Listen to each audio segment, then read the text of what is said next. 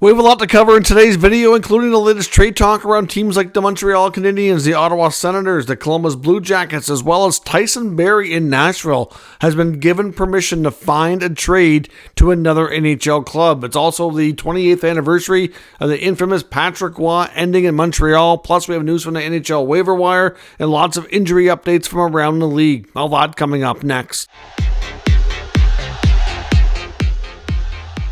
So welcome back to another video here at Top Shelf Hockey. As I mentioned, we have a lot to cover here today. Before we jump into the news, I just want to acknowledge an anniversary or this day in hockey history moment. It was 28 years ago today, in 1995, then Patrick Roy played his final game in a Montreal Canadiens uniform. The Habs were playing the Detroit Red Wings that night, and of course, it was an awful night where the Red Wings scored a lot of goals and Patrick Roy was left hanging. When Patrick Roy was left between the pipes and had to give up a whole lot before he finally come out of the game. And of course, he comes out of the game, goes down the bench and tells President Ronald Corey that he is done with the Habs and he wants to be traded. Of course, he would be traded to the Avalanche a short time later. Obviously, being left in for all those goals against was a terrible decision by the team and ultimately ruined the relationship between the player and the organization and was the end of it for right then and there. Detroit thumps Montreal. It's Patrick Roy's last game in a Habs uniform and he's traded to the Avalanche a short time later. Not something Habs fans want to remember on this day in hockey history. We also got news from the NHL waiver wire today. We have two players on waivers, including San Jose Sharks have Nikolai Nijov on waivers, and the Calgary Flames have newly signed player Mark Pysyk. Of course, Pysyk signed a two-way deal for the remainder of the season. He originally went to training camp with the Pittsburgh Penguins on a professional tryout. Unfortunately, ended up getting hurt, so he didn't really get to do a lot with that PTO, but remained with them for an extended time on a PTO, was eventually released, and now the Flames have picked him up and signed him on a two-way deal for the rest of the year. So he needs waivers in order to be assigned to their minor league affiliate. So we'll see if the Flames can make use of Mark Pysyk for the remainder of the season. Several updates around injuries. The Montreal Canadiens continue to get bad news. Alex Newhook suffered an injury the other night, ended up going into the net awkwardly, turned out to be a high ankle sprain, and they're estimating 10 to 12 weeks, which is a really long time. You're looking at about a good solid 2.5 to 3 months. They've already got lots of other injuries. The man games lost this year are piling up once again, just like they were last year, and a lot of it is young talent, unfortunately, that's important for development. And when they miss that much time, it's certainly not good, and certainly sets them back. So Newhook, unfortunately, he was having a pretty good start to his season, will be out for an extended time, given that close to 3-month return time. You're looking at early December, January, February, March. Like, he should be able to return and get in maybe the last 15 to 20 games of the season, but it's going to be a while before he's back. The Maple Leafs today had to recall goalie Martin Jones on an emergency basis. He will back up Joseph Woll tonight as they face the Boston Bruins. Ilya Samsonov became ill and had to miss tonight's game. The Pittsburgh Penguins today have also recalled defenseman Joona Koppanen. The Vegas Golden Knights have recalled goalie Jura Patera. In New Jersey, we talked yesterday that Dougie Hamilton was placed on IR. Now we know more details about it. He's actually going to be out indefinitely with a torn pectoral muscle. That is a significant injury. Normally, you're looking at like a 4 to 6 month recovery time on those. So that very well could end his regular season. And it's difficult to say on the exact extent of the injury and when he comes back, but I think it's possible his regular season could be over. Assuming the Devils get into the playoffs, I think it's possible he could be back for that, or at least part of it. Hard to say exactly. So that's just my estimation based on my knowledge of the injury, what I've seen in the past, but it's an extensive turnaround time. So, and to make matters worse with Devils injuries, they've also going to be without Thomas Nosek for an extended time. He re-aggravated a foot injury, now required surgery, and is also considered out indefinitely. So that's not good. Of course, the Devils have been not having the start to the season they were hoping for, and having these significant injuries are not going to make matters any easier.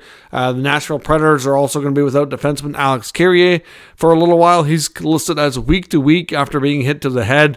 Of course, he's a pending unrestricted free agent, and many believe he's one of the defensemen that likely gets traded sometime ahead of the NHL trade deadline. So obviously being hurt right now will cause that to wait a little while, but we're certainly going to be looking at another Nashville defenseman first. We got word from Elliotte Friedman earlier today that the Nashville Predators have given defenseman Tyson Barrie permission to speak with other NHL clubs. I'm sure he'll do that through his agency to seek a trade, maybe even work out a contract extension as part of that. It's hard to say. But Tyson Barrie obviously is a pending unrestricted free agent, very capable offensive defenseman. Clearly doesn't see a future for himself with the Nashville Predators.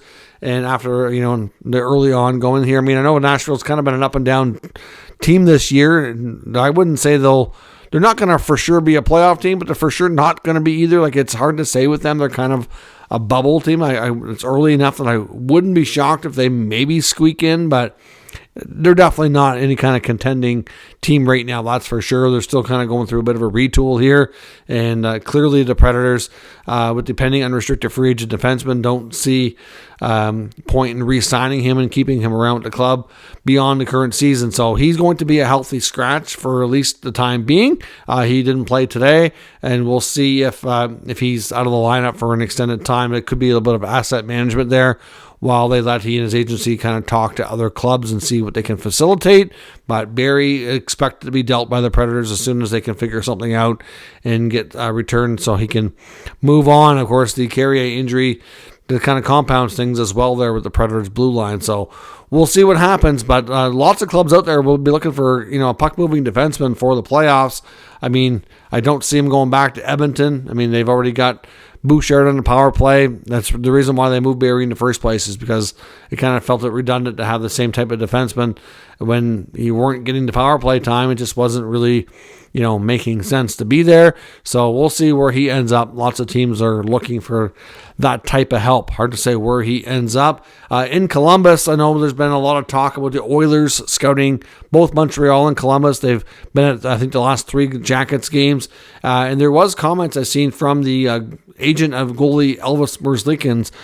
Agent Jerry Johansson did make a comment indicating that his client would be open to a change of scenery. So it's not really a trade request or demand or anything of that nature, but it's kind of becoming known now that if the Jackets want to move Elvis, that he would be open to it. He does have a bit of term on his contract, a bit of money owing on it, so might prove a little bit more challenging. There's a number of other goalies that could find themselves on the market as well, as we've talked about, and we'll talk about a little bit more here in a minute as well. So hard to say if that indeed comes to be. We don't know exactly who the Oilers were looking at. They could have been looking at Spencer Martin, who's a much cheaper contract.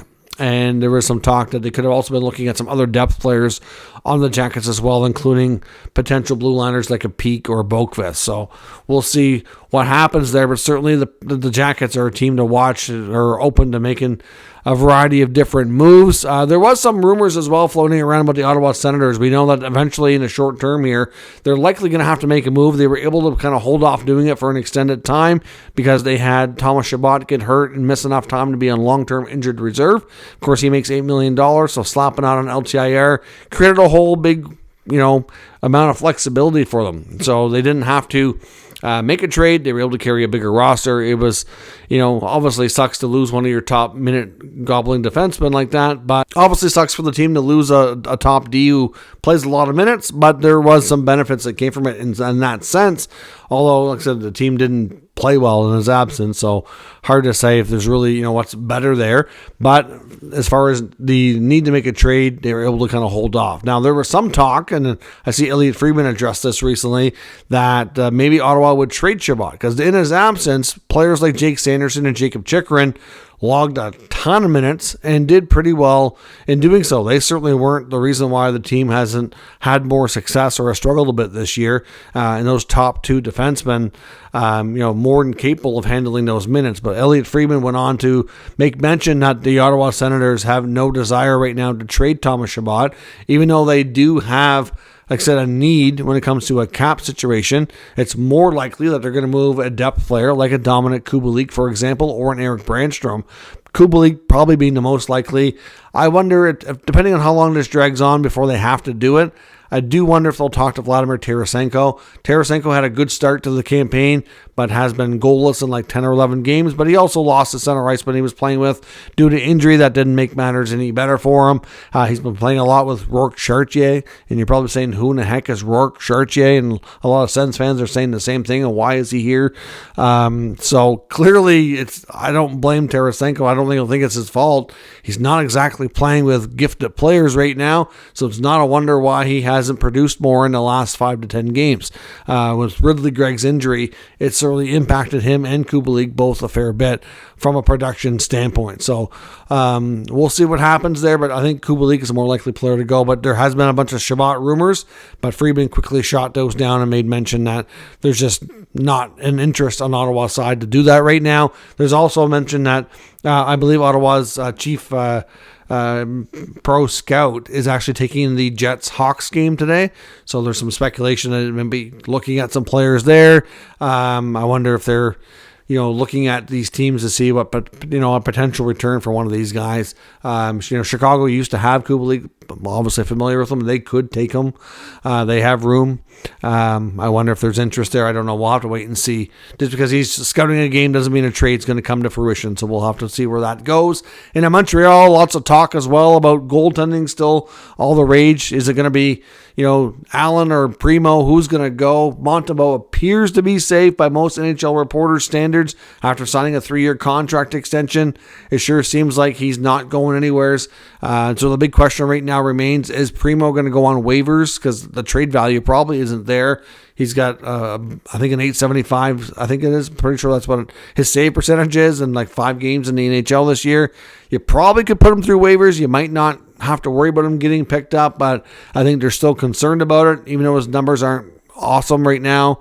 There's still that long-term future, and if another team can get their hands on him for free, it might, just be something that they end up doing. So it's difficult to say what happens there, but right now I think most people seem to think that Jake Allen is the more likely player to get dealt. But the problem here with Allen and Primo both is they don't have a ton of value. Primo doesn't have a big value because of his, lack of NHL experience and his lack of results when he has played.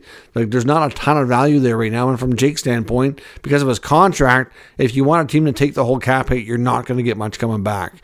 An older goaltender, good player, mind you, could help a lot of teams. I think there'd be interest. It's not that there wouldn't be interest. I don't think it'd be that hard to pull it off. It's just not going to be a big return. I think that's fair to say. Unless they want to retain some money, but they probably don't want to do that given that he has another year left on his deal. So we'll see. But right now, it seems to be the general thinking that Jake Allen is a more likely trade. But at some point here, they may get brave and put Primo on waivers instead. So we'll see. I don't think they're going to be in a big hurry to get that sorted. I wouldn't be surprised if they wait a few more weeks and see how things go before they make a decision here. And in St. Louis, there's word that Jacob Vrana likely is going to be at least attempted to be traded. He's been a healthy scratch for 5 games, has 6 points in 17 games on the season. He's 27, pending UFA. When he first got to St. Louis last year, he did really well and scored a bunch of goals, but then he's cooled off, and this year he's struggling to fit in. Not exactly the prototype of player, like when you think of Craig Berube and the style of play that he's run with the St. Louis Blues since he's been the head coach. But, like I said, he did have a good run last year. Mind you, it was, different situation as well. So, hard to say what happens if there's going to be much interest in Vrana. I think the Blues would have to retain salary. I do wonder at some point if they'll attempt putting him on waivers just to see if anybody takes him. But he's definitely a player that needs a new scenery yet again, considering how many teams he's been through. I do wonder what his NHL future holds. So we'll have to see. But another player to certainly monitor here in the short term. So let me know your thoughts on all of today's news and rumors down in the comments. We'll discuss further. If you're new to the channel, make sure you subscribe and stick around. We'll keep you up to date with the latest news, rumors, and analysis of all 32 NHL teams. Thanks for watching, and I'll catch you next time.